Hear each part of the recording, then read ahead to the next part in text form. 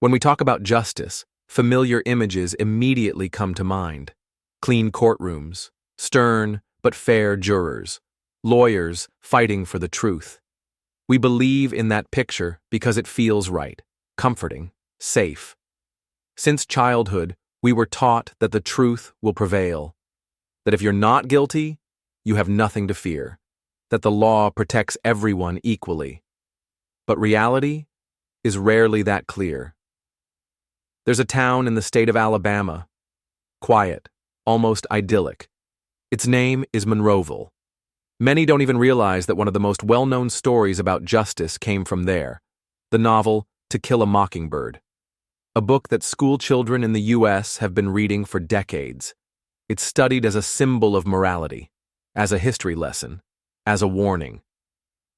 The main character is Atticus Finch, a white lawyer defending a black man who was wrongly accused of a crime. That story is fictional, but in Monroeville, decades after the novel was published, something truly real happened, and far more terrifying. While school kids in that town were reading about a fictional fight for truth, real injustice was unfolding nearby, not on the pages of a book, but in police stations, in courtrooms, in a death row cell. This is not fiction. This is the story of Walter McMillian, a man who ended up in hell, simply because he wasn't who they wanted him to be. And in this story, there was no Atticus Finch. At least not right away.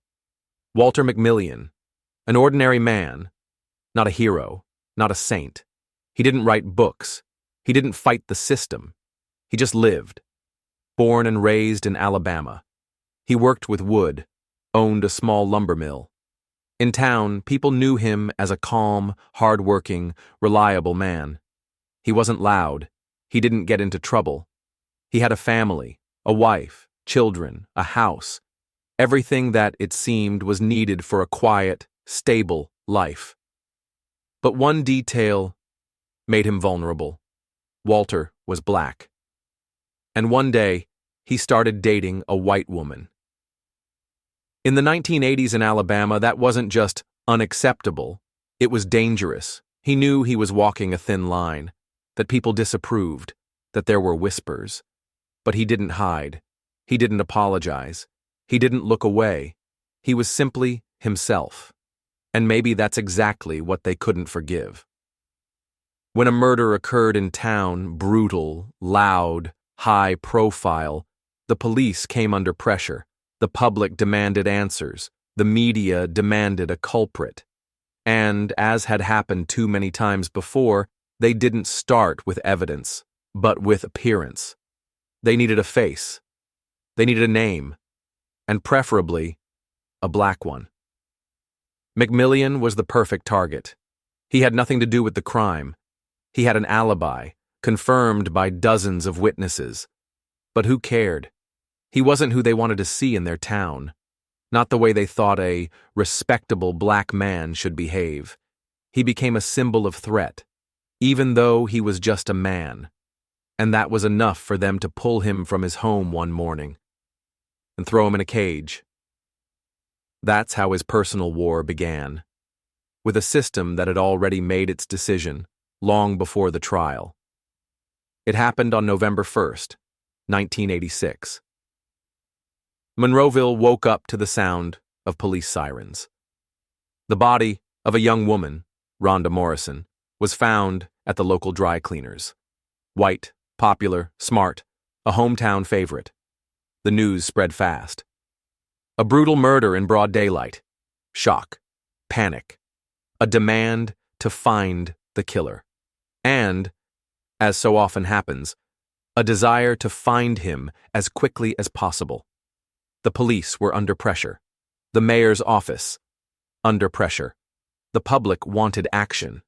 And instead of seeking the truth, they started looking for a convenient suspect. Weeks passed. No evidence, no witnesses, no leads. The killer had seemingly vanished.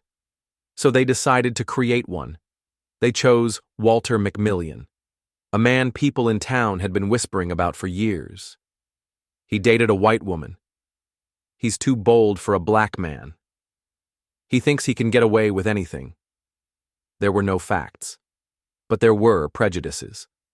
A few months after the murder, a man already convicted of another crime suddenly remembered seeing McMillian at the crime scene. His name was Ralph Myers, a man with a shady reputation, a messy past, and a strong desire to save his own skin. It was his testimony that became the basis for the arrest. There was no evidence, no DNA, no surveillance footage, just the word of one criminal, against dozens of witnesses who saw McMillian on the other side of town at the time of the murder. But no one listened to them. The police moved quickly. McMillian was arrested. They made it clear resistance was useless.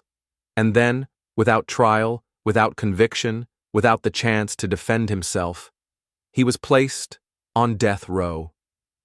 It was illegal. This had never been done before. But they did it. Because to them, he was already guilty, not by law, but by appearance. The trial began in 1988, nearly 2 years after the murder. By that time, the town had already made up its mind. McMillian was the killer, not because of any investigation, but because newspapers, rumors, and fear had painted him that way. The police presented their case, built on a single witness, a man who had lied repeatedly and changed his story multiple times.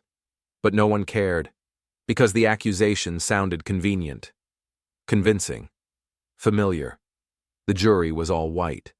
The prosecutor spoke loudly, confidently, theatrically. He didn't present evidence. He created images. He didn't show facts. He sold fear. He didn't argue what happened. He asked, "What if this were your child?" And that was enough. The lawyer appointed to defend McMillian was paid by the state. Experienced, but unmotivated. He didn't cross-examine the witnesses, didn't call any experts, didn't push back on the false testimony. He was simply present, and every day in that courtroom felt like a play, where the final act had already been written. McMillian denied everything. He knew he was telling the truth. He knew there were witnesses who could prove his innocence. More than a dozen people confirmed he had been at a public event several miles away at the time of the crime. But those people were never called. They were simply not allowed in court. And so, the jury delivered its verdict, guilty. But even they, even under pressure, didn't have the nerve to sentence him to death. Their recommendation was life in prison. But that's when something happened that showed just how deeply the system was set against McMillian from the very beginning. The judge, on his own, using a rare legal power almost no one invokes, changed the sentence. He ignored the jury's decision and imposed the death penalty, just like that. No explanation, no argument, no shame. One man decided another man should die. And all that was left for Walter was to return to the place he had already spent 1.5 years, death row. Only now, as a convicted man. At first glance, it looked like a lost cause, a death sentence, falsified testimony, a town that had already decided who was guilty, and an entire system built to avoid admitting its mistakes. But into this story stepped a man who still believed in the truth. Bryan Stevenson. A young black attorney, a Harvard graduate. He could have worked at a prestigious firm, could have lived in New York or San Francisco, but he chose a different path. He came to Alabama, one of the most conservative states in America, and founded an organization that defended people sentenced to death, especially those whose guilt was in doubt, especially those who were judged not by law, but by the color of their skin. When he heard about Walter McMillian's case, something struck him. The official version was too simple, too convenient. And when he began to study the documents, he was shocked. The prosecution's key witness had changed his story multiple times. There was no physical evidence. More than 10 people confirmed the accused had an alibi, but all of that was ignored. Stevenson decided to meet McMillian in person. Death row, a narrow corridor, bars, cold. In front of him sat a man who was tired but not broken, a man who didn't ask for pity, only to be heard. And Stevenson heard him. He started working. Late nights, no rest, gathering statements, talking to everyone on the prosecution side, looking for inconsistencies, finding lies. Gradually, he began to dismantle the case that investigators had built, and at some point, everything started to collapse. It turned out the key witness, Ralph Myers, had been pressured, threatened, forced to give false testimony under duress, and later he was promised freedom, if he remembered what they needed him to say. And one day, right in front of a camera, Ralph confessed, "I lied. All of it is a lie. McMillian was innocent, and I knew it." It was shocking, but not a victory. The judicial system doesn't like to admit its mistakes, even when the truth speaks for itself. Stevenson had to fight not only injustice, but the pride of an entire town. Months passed, then years. Bryan Stevenson kept fighting. He filed motions, appealed to higher courts, spoke with journalists, activists, lawyers, with anyone who might listen. But every time, he heard the same response: denied, rejected, insufficient grounds. The judicial system, instead of admitting its error, began to defend itself. The Alabama authorities didn't want McMillian's case to become a symbol of shame. They didn't want to admit they had sentenced an innocent man to die.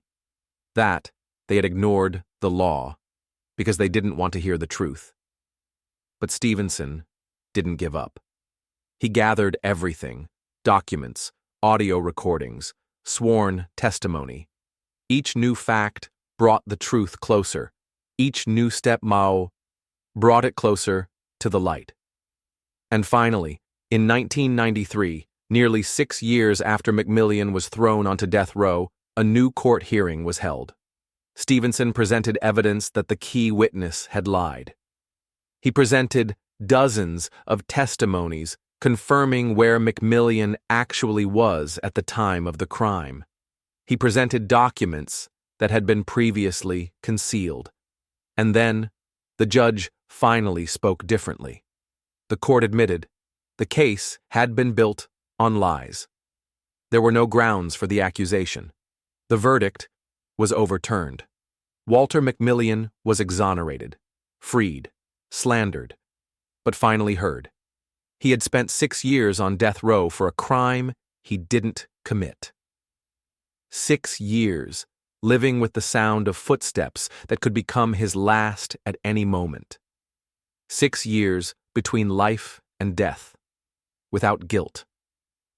When he walked out of prison, he was greeted by family, friends, neighbors, people who had believed in him all along, people whom no one else wanted to believe. He didn't cry, he didn't scream, he wasn't angry. He simply said, "I'm happy to be alive, but I will never forget what they did to me."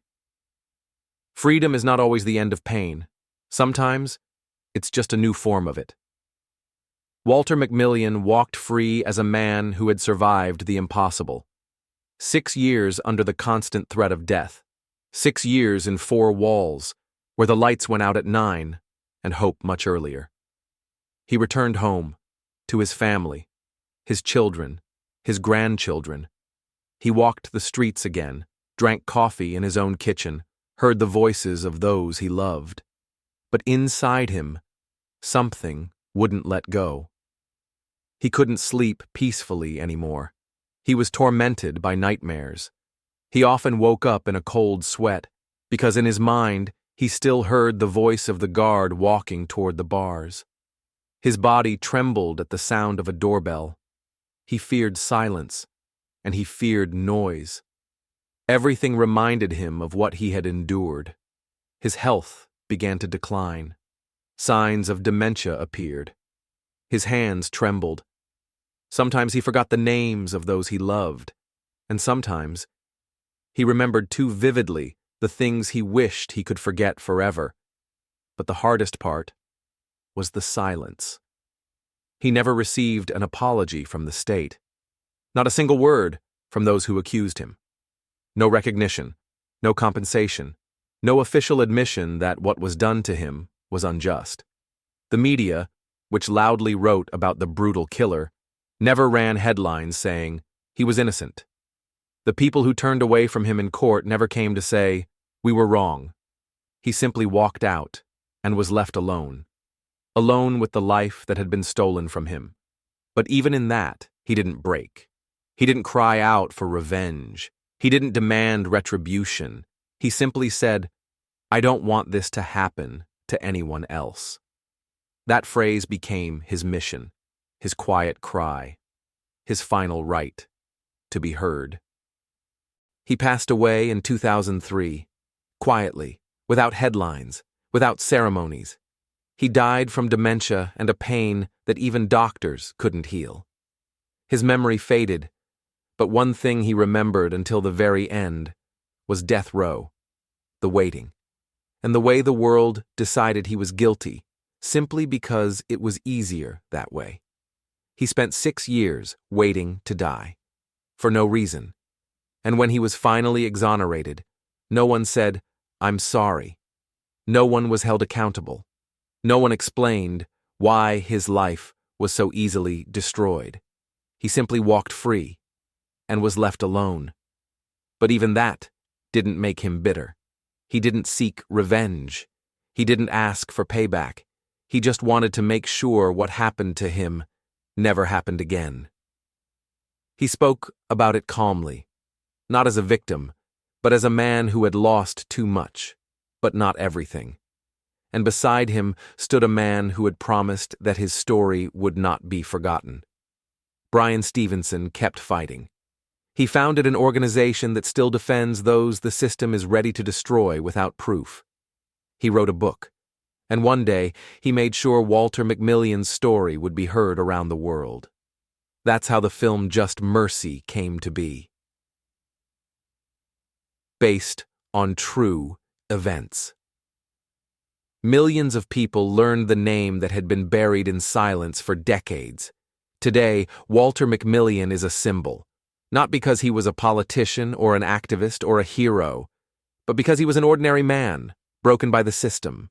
And still, he remained a man. This story isn't just about him.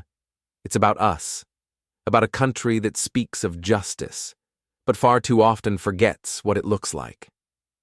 Memory is the only thing that makes injustice impossible to repeat. If you stayed with us until the end, thank you. That already means a lot. And if you want stories like this to keep being told, just subscribe to this channel. Not for the algorithm, but so that the truth is no longer hidden in the dark. We keep speaking, because someone has to.